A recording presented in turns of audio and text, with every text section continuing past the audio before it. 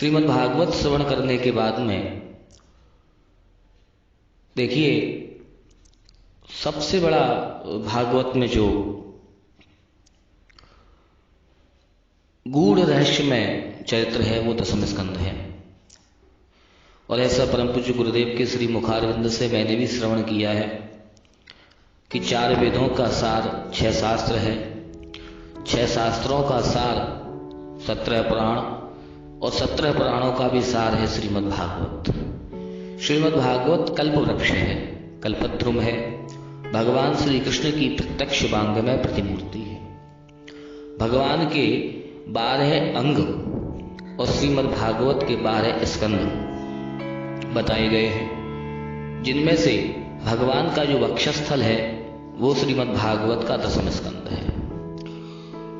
दशम स्कंद में रासपंचाध्यायी श्रीमद् भगवान का हृदय है। तो इसी संदर्भ में श्रीमद् भागवत संपूर्ण वेद पुराण शास्त्रों का सारांश और श्रीमद् भागवत का भी सारांश है दशम स्कंद कृष्ण लीला भागवत चरितामृत। दशम स्कंद का भी जो सार गुरुजनों ने बताया है वो रास पंचाध्यायी है। रस रूप गंध शब्द स्पर्श, ये 5 काम के बाण हैं। काम क्रोध लोभ मोह अहंकार ये भी कहा जा सकता है। काम के 5 बाणों का समाहार भगवान श्री कृष्ण रास पंचाध्यायी के अंतर्गत करते हैं। रास की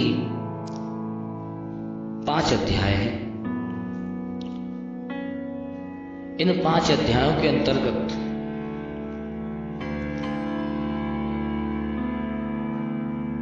गोपी गीत जो आप सभी लोग जानते हैं, आप सभी ने सुना भी है। गोपी गीत रास पंचाध्यायी का भी सार है। गोपियों ने भगवान के विरह में श्री यमुना में खड़े होकर के 19 श्लोक के गोपी गीत का गायन किया है। अब चूंकि श्रीमद् भागवत का सार दशम स्कंद का सार रास पंचाध्यायी और रास पंचाध्यायी का भी सार है गोपी गीत। कुछ लोगों ने कहा कि गोपी गीत के ऊपर कुछ प्रकाश डालूं। मेरी वाणी में तो इतनी सामर्थ्य है नहीं, ये तो ठाकुर की असीम अनुकंपा एवं परम पूज्य गुरुदेव का ही श्री वरदस्त श्री आशीर्वाद लेकर के प्रयास करने का प्रयास करूंगा। गोपी गीत सबसे बड़ी चीज है, भगवत प्राप्ति का सर्वोत्तम सरल साधन। गोपियों ने गोपी गीत का गायन करके भगवान की प्राप्ति की। गोपी गीत एक ऐसा गीत है, एक ऐसी भगवान की स्तुति है, प्रार्थना है, जिसमें हम स्वयं को भगवान के अर्पित कर देते हैं, भगवान के आश्रय पर कर देते हैं, आश्रित हो जाते हैं। देखिए, किसी भी प्रकार से किसी भी वेद शास्त्र पुराण व्रत जप तप नियम तीर्थ यात्रा अनुष्ठान इत्यादि कुछ भी करने से भगवत प्राप्ति नहीं हो सकती। धर्म अर्थ काम और मोक्ष ये 4 वस्तुएं प्राप्त हो सकती हैं, लेकिन भगवत प्राप्ति नहीं हो सकती। भगवत प्राप्ति के लिए भगवान ही चाहेंगे, ध्यान से सुनिएगा, भगवान ही चाहेंगे तभी वह स्वयं को हमें प्रदान कर सकते हैं। अब भगवान चाहें उसके लिए हमें स्वयं को भगवान के आश्रित कर देना चाहिए। मैं किसी भी वस्तु का निरादर नहीं करता, किसी भी वस्तु की बुराई नहीं करता। कोई माला लेके जाप करते हैं, कोई नियमित कुछ करते हैं, कोई व्रत करते हैं, अनुष्ठान करते हैं, इत्यादि सब करते हैं, अच्छी बात है। लेकिन भगवत प्राप्ति के लिए हमें स्वयं को भगवान के अर्पित करना पड़ेगा। जब हम स्वयं भगवान के अर्पित होंगे तब भगवान कृपा करके स्वयं को हमें प्रदान करेंगे। हम उन्हें नहीं प्राप्त कर सकते। अर्जुन भगवान के मित्र, भगवान के सखा और नर नारायण में से नर स्वरूप है, लेकिन तदपि भगवान को जान नहीं पाए। इसी संदर्भ में महाभारत की कथा आती है कि जिस तरह भगवान अर्जुन को उपदेश कर रहे तो अर्जुन ध्यान से सुन नहीं रहे। जब भगवान ने अर्जुन से कहा कि मैं विश्व में व्याप्त हूं, मैं विश्वम्भर हूं, अर्जुन को आश्चर्य हुआ कि आप अभी द्वापर के अंत में जन्म लिया है आपने, मैं आपको जानता हूं और आप कहते हैं कि सृष्टि आपसे है, आश्चर्य है। तब भगवान ने अर्जुन को दिव्य दृष्टि प्रदान की है कि अर्जुन, इन दिव्य दृष्टि से अब तू मुझे देख। और जब अर्जुन को भगवान ने दिव्य दृष्टि दी और अर्जुन ने देखा भगवान को विराट स्वरूप, तब अर्जुन को पता चला कि ये कौन है। कहने का आश्रय मेरा ये है कि जब तक भगवान नहीं चाहेंगे तब तक हम उनकी माया के अधीन रहेंगे, और माया इतनी बलवती है कि भगवान हमारे साथ होते हुए भी, हमारे पास होते हुए भी हम उन्हें जान नहीं पाते, हम उन्हें देख नहीं सकते, हम उन्हें समझ नहीं सकते।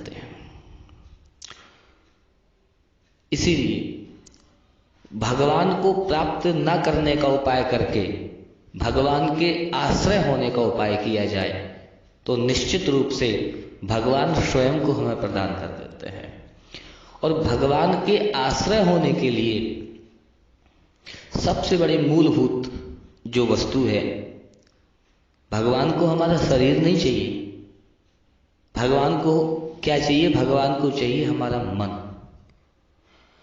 ईश्वर कहते हैं कि मैं तेरे दुराचार, दुष्कर्म, पापाचार, अत्याचार, अनाचार सब कुछ सहन कर सकता हूं। पाप, ताप, संताप, परताप सब कुछ सहन कर सकता हूं।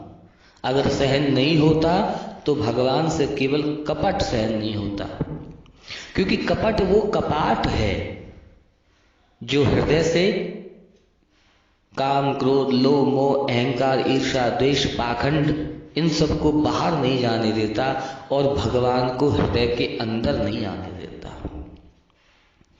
कपट भगवान को प्रिय नहीं है तो कपट प्रिय नहीं है।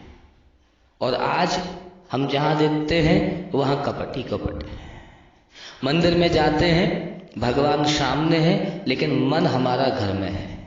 कथा में जाते हैं, कथा सुनते हैं, लेकिन मन हमारा दुकान में है, हमारे काम में है। ये कपट है। ईश्वर से भी कपट रखते हैं हम।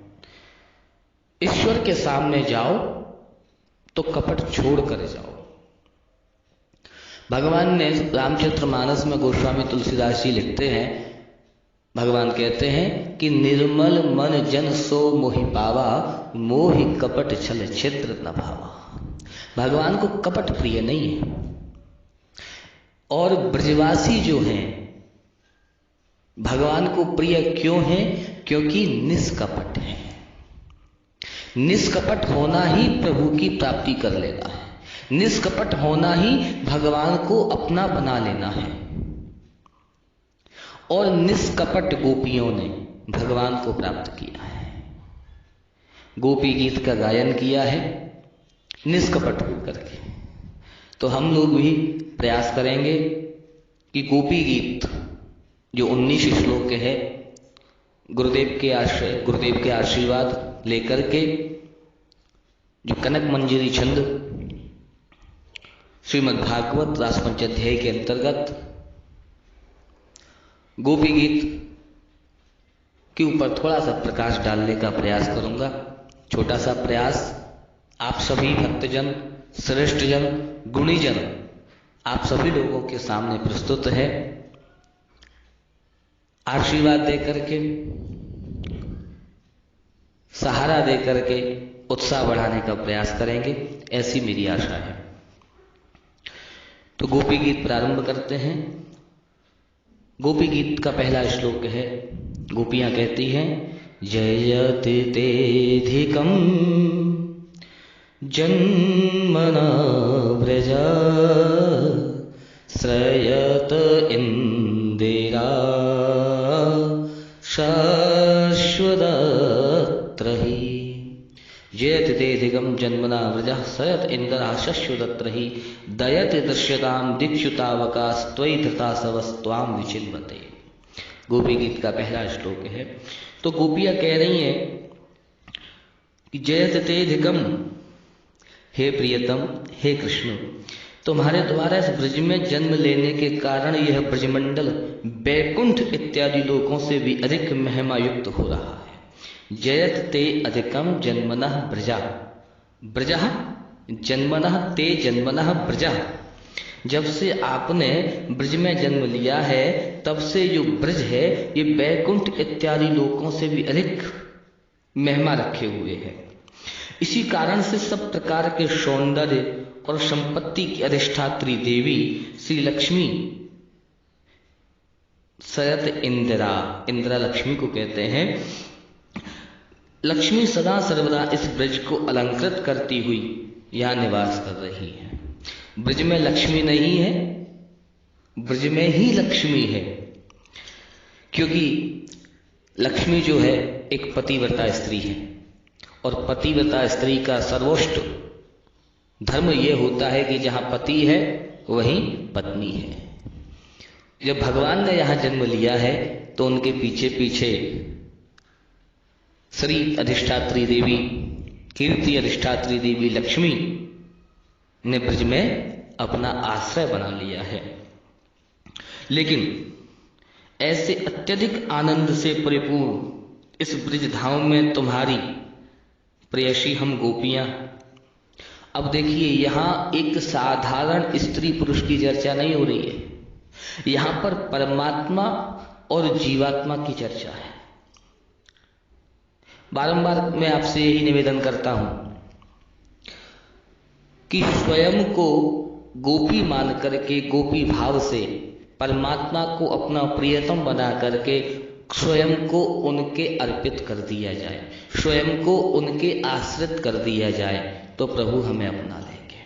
और वही कार्य यहाँ पर ब्रज के जो ऋषि मुनि हैं, ब्रज के जो भक्त हैं, वो गोपी भाव से स्वयं को स्त्री मान करके, गोपी मान करके, भगवान को अपना प्रियतम मान करके, भगवान को अपना प्रियतम समझ करके भगवान से प्रार्थना कर रहे हैं कि हम आपकी प्रेयसी हैं और हम आपके विरह में यहां वहां भटक रहे हैं, ये तो गलत बात है। इसलिए हम आपको ढूंढते हुए चारों ओर घूमी आए हैं, सब दिशाओं में घूमी आए हैं, परेशान हो गए हैं, अब आप हमें दर्शन दे दो। भगवान के दर्शन की लालसा लेकर के समस्त ऋषि मुनि जो गोपियों का रूप धारण करके भगवान के दर्शन के लिए भटक रहे हैं। इसी संदर्भ में श्रीधर स्वामी जी ने भावार्थ दीपिका नामक एक टीका लिखी है और भावार्थ दीपिका में श्रीधर स्वामी जी ने भी यही बात कही है। एक त्रिंशे नरासस्ता पुनः पुनर्मागतः कृष्णमेवानुगायन्तः प्रार्थयन्ते तदागमन्।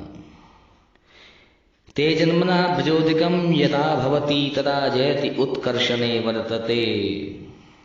हे प्रियतम, तुम्हारे जन्म के कारण यह ब्रज सर्वाधिक रूप से जययुक्त हो गया है।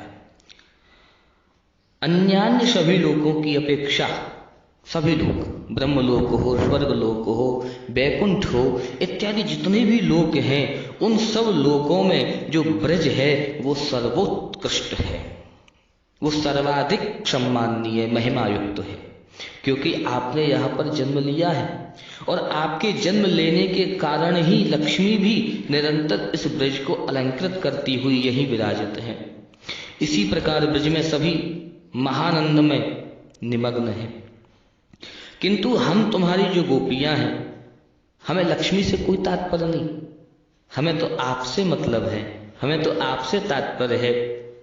किसी प्रकार से प्राण धारण किए हुए आपको वन वन में ढूंढ रही है, क्योंकि भगवान ने भी सुबोधनी टीका में श्री वल्लभाचार्य जी महाराज के अंतर्गत भगवान गोपियों से कह रहे हैं कि अगर तुम मुझसे इतना प्रेम करती हो तो तुम मेरे विरह में मेरे बिना अपने प्राणों को छोड़ क्यों नहीं देती हो? क्योंकि जिससे हम अत्यधिक प्रेम करते हैं उसके विरह में, उसके बिना हम अपने प्राणों को छोड़ देते हैं। तो गोपियों ने बड़ा सुंदर उत्तर दिया है सुबोधनी टीका के अंतर्गत। गोपियां कहती हैं कि अगर हम अपने प्राणों को छोड़ देंगे और उसके बाद अगर आप आए तो हमारी आत्मा को शांति नहीं मिलेगी प्रिया। प्राण इसलिए बचे हुए हैं, प्राण इसलिए हमने धारण किए हुए हैं क्योंकि आपसे मिलने की आशा अभी बाकी है। और जिस दिन आपसे मिलने की आशा निराशा में परिवर्तित हो जाएगी उस दिन तो ये प्राण स्वतः ही इस शरीर को, इस तन को छोड़ करके निकल जाएंगे।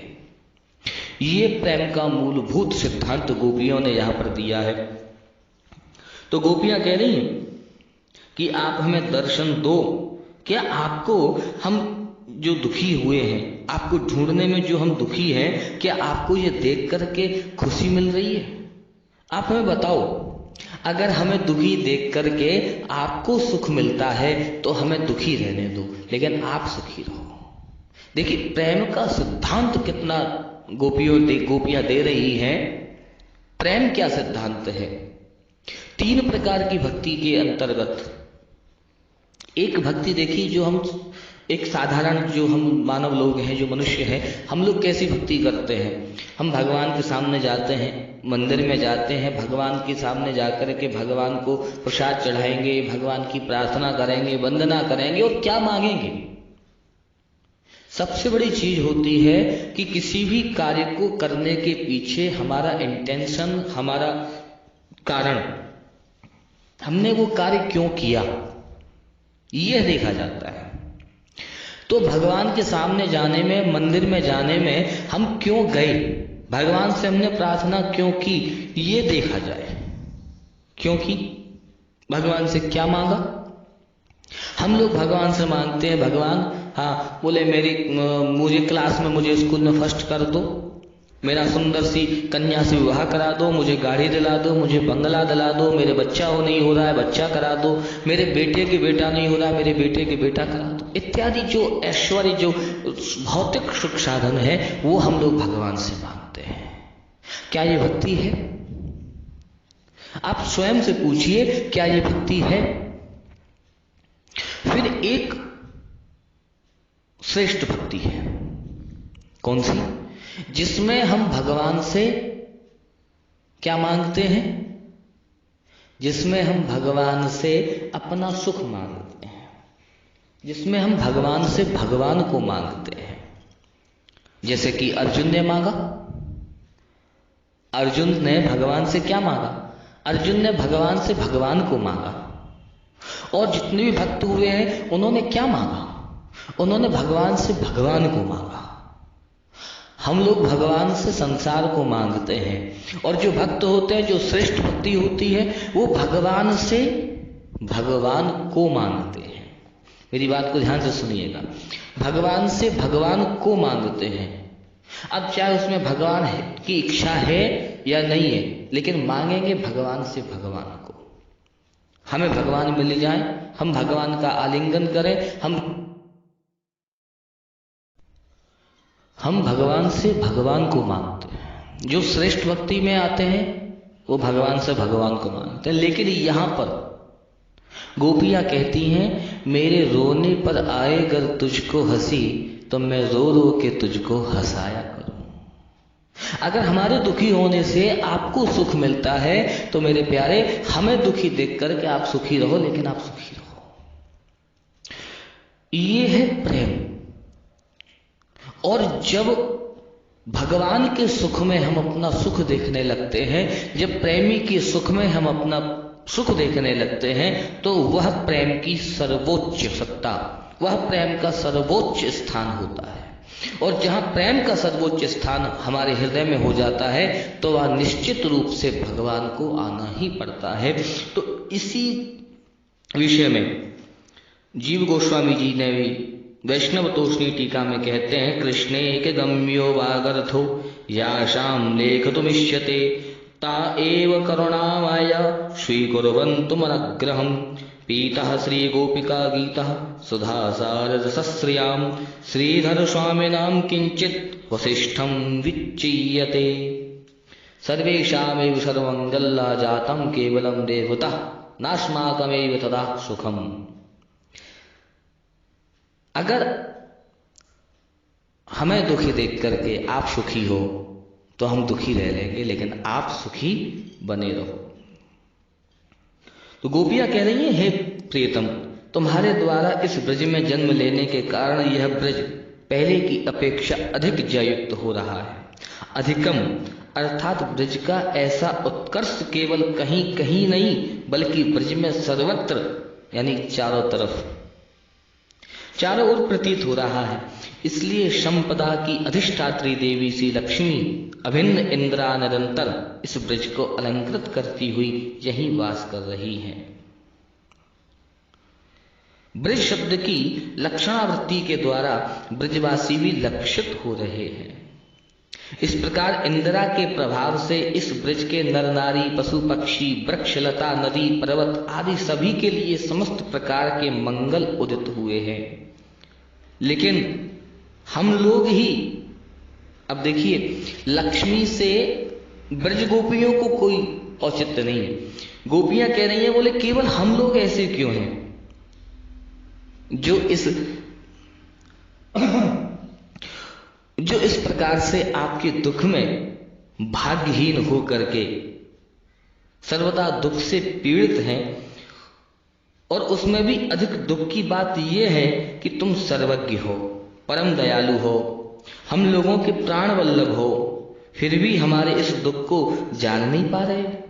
इस समय अन्यान्य विषयों की बातें तो दूर रहे, तुम केवल मात्र हमारे इस दुख से अवगत हो जाओ। इसे व्यक्त करने के लिए ब्रज देवियां, ब्रज गोपियां दैत इत्यादि कहकर प्रार्थना कर रही हैं। जयत ते धिकम दैत, तो दैत जो शब्द कहा इसलिए कहा क्योंकि हे दया निधान, आप हमारे ऊपर दया करो। हे दैत, हे प्रिय,